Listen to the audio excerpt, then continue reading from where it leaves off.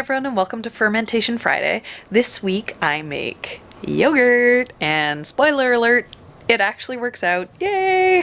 I didn't think it was gonna actually happen when I was putting it in. It seemed unlikely that the recipe could really be that simple, but it is. So I highly recommend trying it out. It is amazing how simple it is, and I'm really excited to continue making it just because it's a good way for me and our household, because my little kids eat lots of yogurt, to find a way to kind of reduce a little bit of our plastic use. So it's awesome to be able to use some reusable containers to make it up myself. I was a little bit cautious about getting into fermenting milk products just because, you know, like, milk goes bad and it gets really gross, and I don't actually have a source of milk. I have to buy milk myself, so it's a bit of a waste if I'm doing stuff and it's not working out well. But I'm really happy with this, and you know, maybe this is gonna get me some encouragement to even try doing some cheeses or something, so stay tuned for that.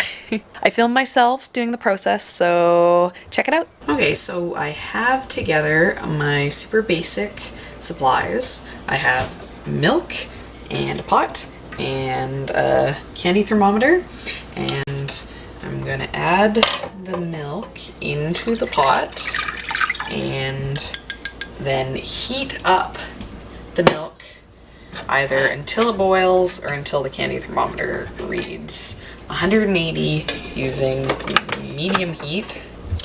And that is step one. So while you're heating up the milk, you gotta make sure that you stir it often. You want to do this so that you don't get a skim layer on the surface. The temperature in the pot feels like maybe medium heat's a bit too hot to do this, because I can actually feel it sticking into the pot a little bit, even though I am stirring it quite regularly. This step is called scalding the milk, and it changes the structure of the proteins so that they're then able to kind of go through that gelling process that happens for yogurt. So this is a step that you have to do. You can't skip this. You can't just go straight to getting the yogurt kind of just to that 115 temperature, which is where you add in the starter. This is an important step. So there we go. Got it to temperature. Only took about 10 minutes to get there.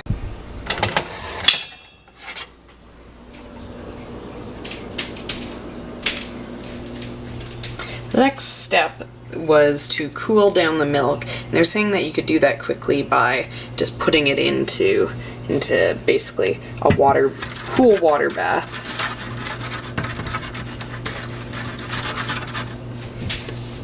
Just get the process to happen a bit quicker. Get my spoon. See a bit of a skin happening on there, and I don't want that.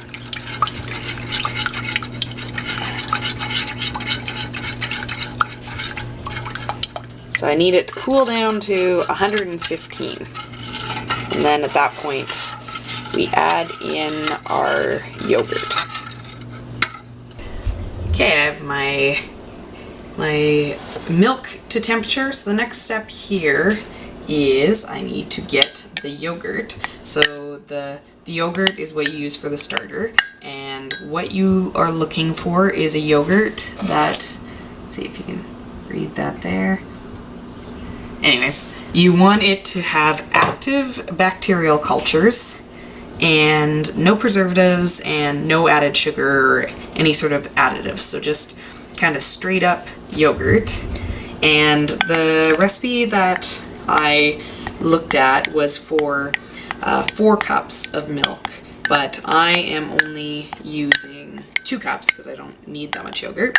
So what it called for was 3 tablespoons, but I used 2 tablespoons because I added some extra cream in there, so it is a little bit more than 2 cups. So I put in a splash of milk here and some of the yogurt, and I stirred it up a little bit just to get it a little bit smooth.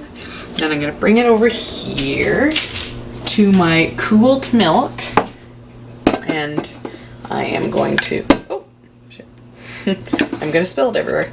Okay, I am going to add it in and stir it up and then put it in my jars. Okay, so there we go. I got my milk into my jars and into my just slightly warmed up oven with the pilot light on. I'm hoping this will work. There's actually a good chance it isn't going to work for me, because as I was pouring it out, there was some solids in there. So it looks like I may have heated up the milk too quickly and some of the proteins actually clumped together, which is obviously going to affect the ability for it to turn into yogurt. And I've also tried this before, like years and years ago, and had no luck, but I also don't remember heating up the milk. So we got our fingers crossed. It's gonna sit in here overnight. The recipe I tried said it could be 5 to 10 hours depending on how you like it, but the way I like it is not having to get up in the middle of the night since I'm doing it overnight. So I will be checking it in the morning, but fingers crossed we can get this to thicken and do some fermenting, and we'll actually have something there. So we'll see it in the morning.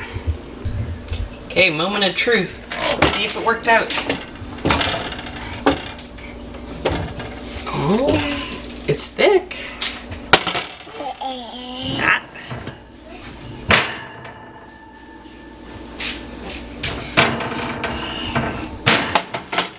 What's that? This is yogurt that Mommy made. You want to try it? Homemade yogurt that Mommy made. Come here, tell me if it's good. Smells good.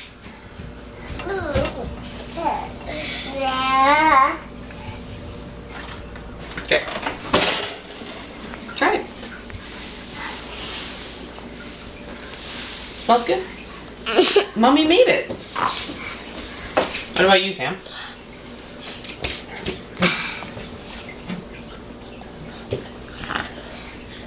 So I'm pretty happy with this yogurt. I fed it to my kids this morning for breakfast and they really liked it. And, you know, it's shocking how easy it is. I really recommend trying it. And if you want to check out more of my fermenting, I'll be back here doing a fermenting recipe on Friday. You know, we're all about finding sustainable ways of doing things, and it's shocking to me how sustainable the fermenting is. So make sure to subscribe to check out next week, and we'll see you again. I don't know what you say. What do you think, Leah? It tastes. Okay, what does the yogurt taste like? Tea. Tea. Tea? Is Oh, sweet? yeah. It tastes sweet? Yeah.